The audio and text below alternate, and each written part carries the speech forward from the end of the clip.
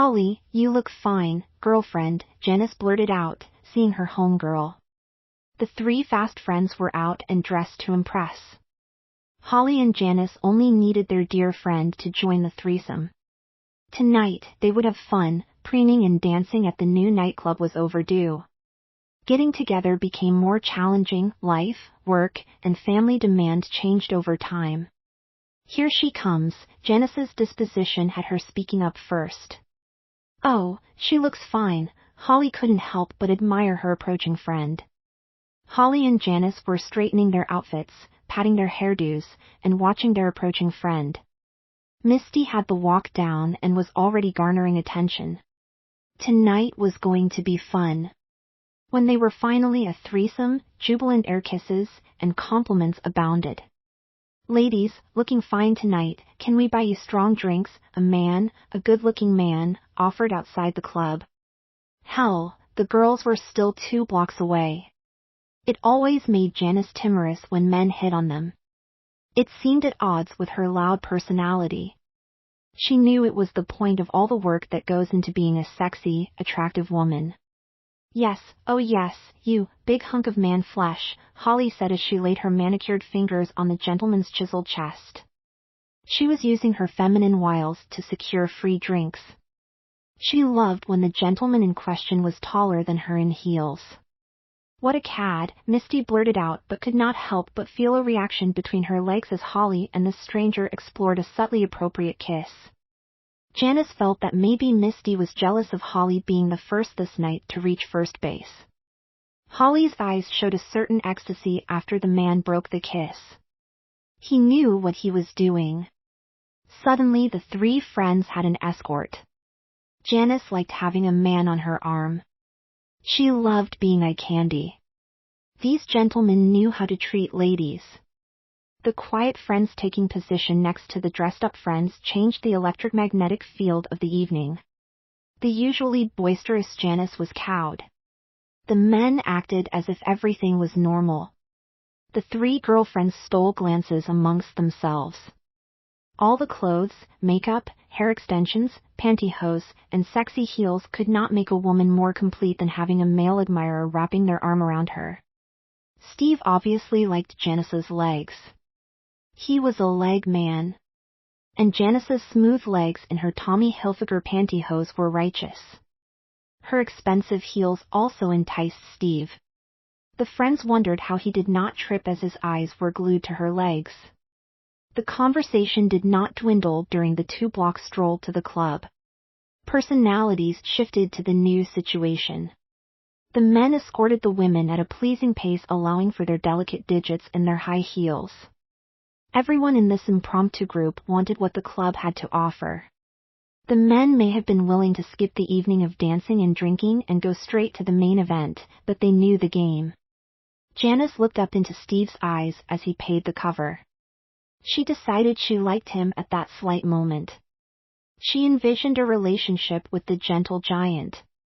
Tonight would be fun, but not how she had initially figured. Holly and Misty were along for the ride. They were possibly better-looking women than her, but her legs were unequaled.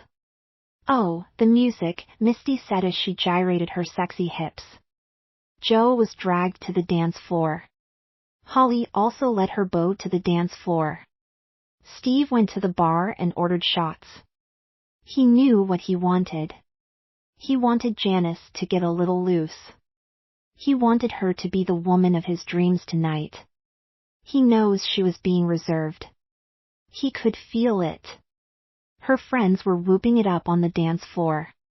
They looked good dancing with their counterparts. Misty was being practically lifted off the floor by her dancing admirer.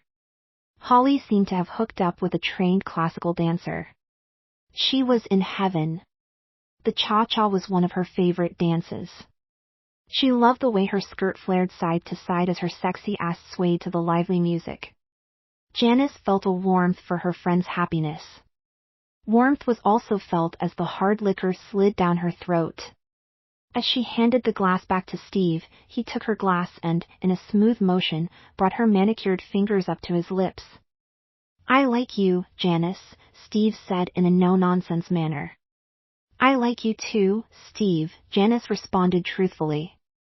Steve grabbed another shot he had bought for the remaining group and said, let's drink to that. Janice smiled, she appreciated his attention.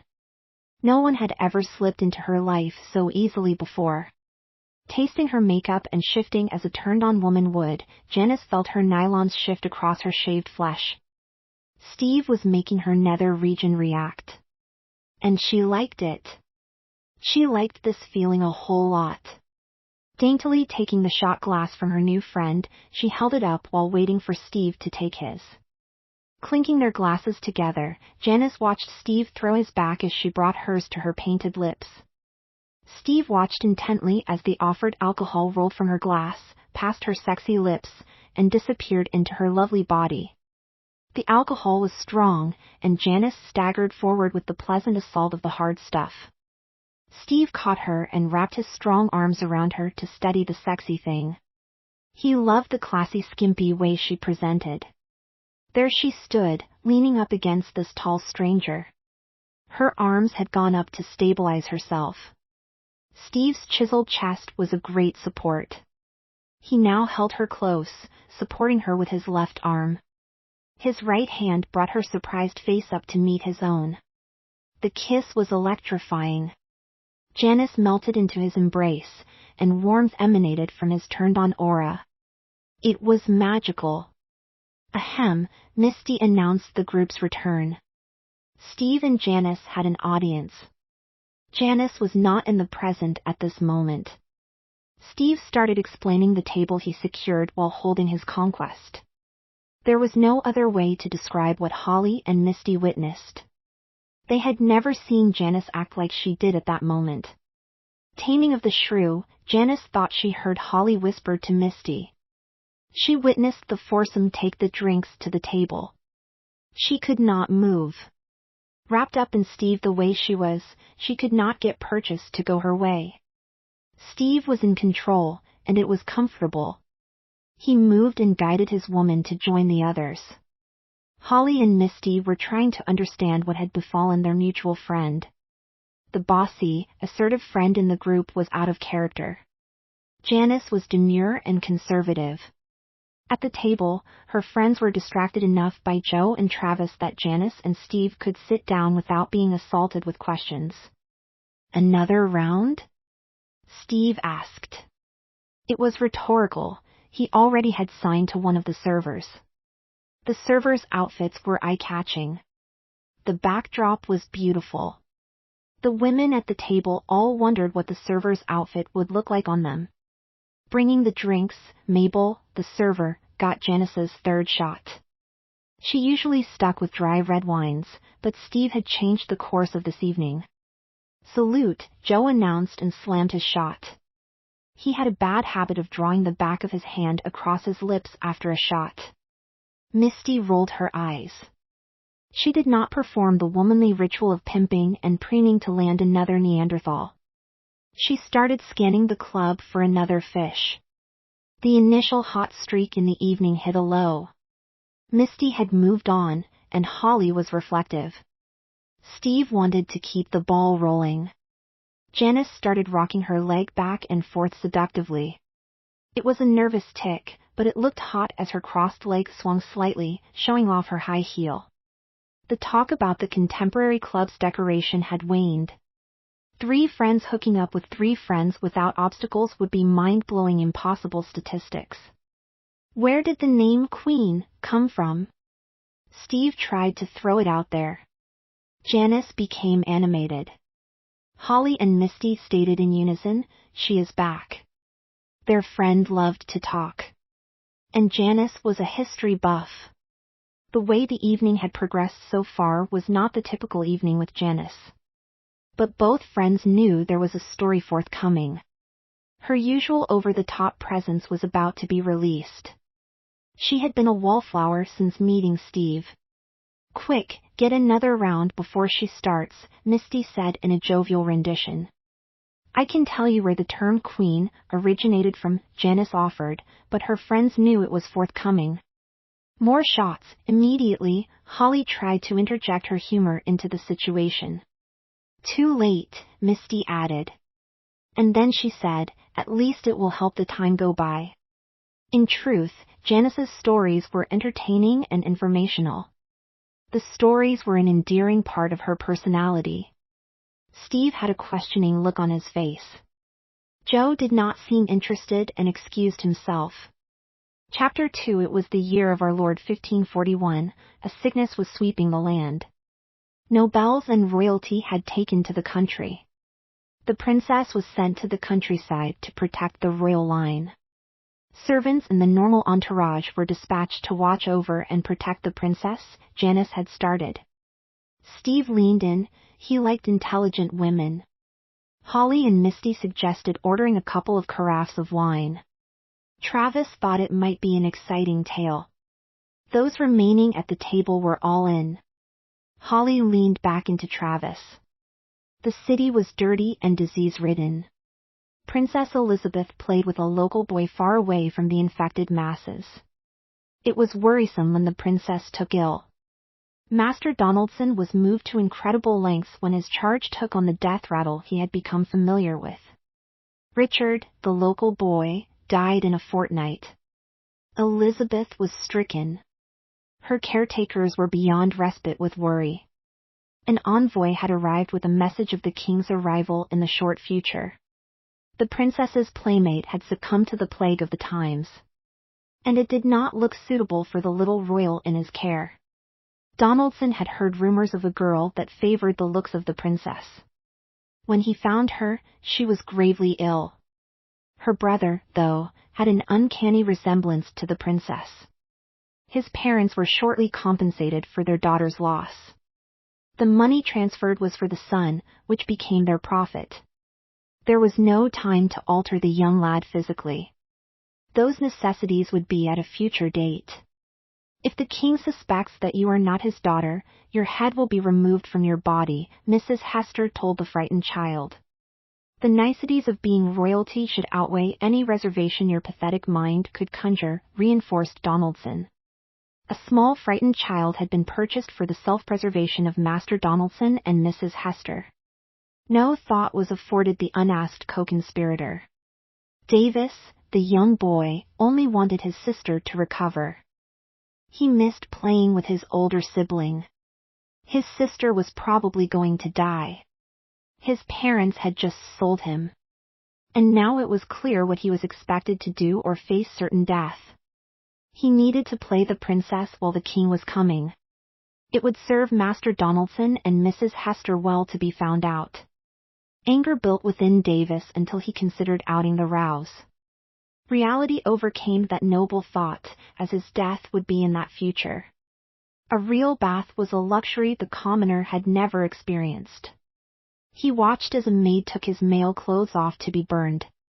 He understood that, for now, his life as he knew it was over. But the warm scented water was enjoyable. It beat bathing in the stream. God, that water was cold. The lye soap would burn as it cleansed. The two masterminds of this diabolical scheme directed the underlings. It was a whirlwind of activity. Davis wondered why they would risk the servants knowing what was being undertaken. In due course, he understood that the entire house knew of the impending death of the princess. He was replacing someone that had not transpired. It made the whole plot that much more untenable to him. Regardless, he was removed from the tepid water and patted dry with a big fluffy towel. His skin was red, with the heat penetrating his young skin. The next hour seemed like it was 4. 2 ladies had been brought in with threads. What they did with the simple implement was torture. Hair free from the eyes down, Davis was relieved to have oils poured over his traumatized skin. A smoothness and sweet smell developed as the oils were rubbed and absorbed. His transformation was shockingly effective. A hair-free and emotion-laden skinned boy does resemble a young girl. The oils could add a slight color, but royalty demanded white sun-protected skin. Slippery with oils, Davis again found himself in a clean, warm bath for a second time. The scented oils made color films at the water's surface. Never in his short life had he ever been so clean. It hurt when someone pierced his ears. Gold earrings were pushed into his red-skinned ears. His yelps went unanswered by the servants. "We have the dew of the poppy for harder things you will need to endure," Master Donaldson informed his new charge. This statement did not bode well for Davis. He had no idea what harder things might be. He shook his head as the dangly earrings swung back and forth. The pampering was becoming pleasant. After years of toiling around his parents' small tenement, the never-ending work seemed to be at an end. Smooth, satiny skin, cleaned beyond measure, Davis now had more money hanging from his ears than his father could make in 10. There was satisfaction in thinking less of his family that had just sold him. He was going to be royalty. The seeds of doubt started to ebb into his mind. What would happen to him if the princess recovered? Noises from down the hall reassured him that the princess's fate was sealed. He watched from the second-story window as his servants dried him. He had servants, he thought. A life of luxury, fine clothes, and never being hungry were privileges he never aspired to. Master Donaldson could read in the eyes of Davis his thought process. Looking at Mrs. Hester, they understood they had young Davis's cooperation. It was essential to their plan. The unfortunate subsequent surgery that Davis would undergo later was something that could not be helped. They hoped he would enjoy the organ meat that would be a staple for the young charge moving forward. Oh! Davis could not help but let the surprise sound come out. "Oh, come on," Misty interjected. Steve enjoyed Janice's friend teasing the orator of this historical and fantasy-embellished tale. His smile did not go unnoticed by Janice. To Janice, Travis toasted. The savior of this evening. And not bad on the eyes. Here, here. Steve held his shot glass aloft. Janice shifted in her seat when the warm afterglow flowed through her. The stiff drink made her nipples constrict. At least, she thought it was the drink. Maybe it was Steve's hand on her nylon-encased knee under the table. History needs its embellishments. The lessons learned are much more memorable with interesting details, Janice defended her version. Go on, Janice. You have our interest, Travis encouraged. Misty and Holly nodded in agreement. Like I said, Davis had escaped his lips, Janice iterated. He had been patted down, and an emulsion applied. The candlelight played across his smooth, shiny skin. When his skin could absorb no more moisture or feminine scent, white-scented talcum powder was dusted everywhere. When the maidservant drew silk stockings up his legs, Master Donaldson told Davis not to make a mess. A linen chemise was then dropped over his young shoulders. With these two articles of clothing, Davis looked uncannily like the princess. There you are, Elizabeth, Mrs. Hester said, relieved. Beeswax and carbon from the hearth were mixed together. A small brush made from the fur of a hare was used to place the concoction onto the new Elizabeth's eyelashes. Davis had disappeared. The servants were pleased the new princess's old family did not spend their meager income on keeping their boys' hair trim and proper. Hot irons placed by the fire would be used to curl the little girl's chestnut hair for the next hour. Elizabeth took to her lessons. Deportment came naturally to a child that liked the niceties of being royal. Higher studies in French and German would need to be a crash course as the child learned to be a princess. The day came quicker than any of the group thought. The tired king was plied with fermented grapes, and the princess was not brought before His Majesty until the king demanded her presence. Master Donaldson had provided the fermented grapes to the new princess as a safeguard. His planning was fortuitous. I'm so sorry, Your Majesty, he lied to the king. Although Princess Elizabeth was spot on the image the king could accept as his flesh and blood, the fact she accidentally got into the wine larder made her unfamiliar to the king. The king was in a good mood. He always was when the grapes were so well tended. He was disappointed in his daughter's breast growth. Her mother was well endowed. He commanded his servants to use the breast cages to help her along. She is young, Your Majesty, Master Donaldson tried to intercede. She needs all the help she can get, the king stood firm. When Master Donaldson tried another tactic, the king cut him short. Don't think I have not noticed the ovaries of the guilt being fed my daughter. You have the same concerns, have you not? The French have had great success in helping young maidens bloom, King Henry VIII finished. His word was law. His entourage left the next day. King Henry checked the tautness of his daughter's pierced and caged breasts. They were still painful and would be for some time. A corset was wrapped tightly around the young princess to push additional flesh into her cages. The little princess would certainly develop large mammaries with all the help afforded to her. Time went on. And the princess did indeed grow womanly features. The estrogen from the diet she was constantly fed helped her shape tremendously after she was given milk of the poppies. She did not notice as her penis and testicles were cut away. Eventually, her father died. She was proclaimed queen. The remainder of her life was spent ruling her kingdom. She never bore children. Nor did she marry any suitor. No heir was produced. She was the original queen. So that is where the term queen originates, Janice concluded. That was very interesting, Steve told Janice and the rest of the table. He said so as he indicated the fresh round of shots he had ordered. Salute, he said, and the group, including Joe, who had returned, drank to Janice's story. After the drink, Misty didn't mind Joe's perceived earlier shortcomings. Steve needed to clear the air. What I meant was, why did they name the club Queen? The silence that followed was intense. Steve held the moment longer than necessary, his laughter after his pause was infectious. He leaned into his new friend and imparted knowledge he should not have possessed. I love how feminine you are. Can I be your first? Steve told his crossdressing companion. He meant every bit of what he said. He had already started to have real feelings for his virgin friend. No one knew how he could read the situation so well. Janice nodded. She had no idea how this evening led to this. But she liked Steve, he made her feel like a real woman. She wanted to know how the rest would feel. She wanted to be taken like a woman, and Steve was the one to do it.